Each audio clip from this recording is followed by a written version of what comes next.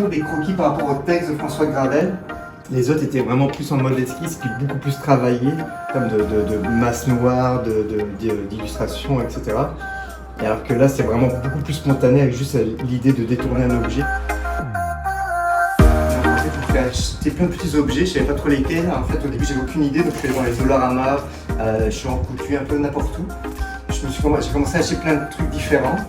Et après, en relisant les textes, j'ai essayé de les amener dans les illustrations. Donc, une canne de Noël pouvait faire une vraie canne pour un texte avec une vieille personne qui s'appuie dessus.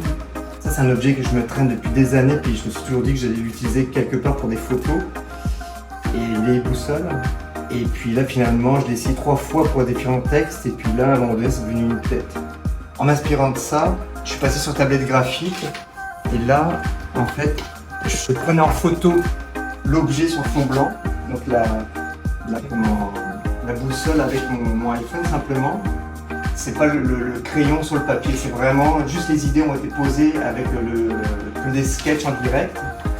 Ce qui est intéressant dans ce genre de procédé, c'est vraiment de prendre l'objet et de s'amuser comme ça. C'est un peu les ateliers que je vais proposer dans les salons du livre ou les groupes scolaires. C'est vraiment que les enfants prennent un objet, n'importe lequel, et puis qu'ils le détournent complètement.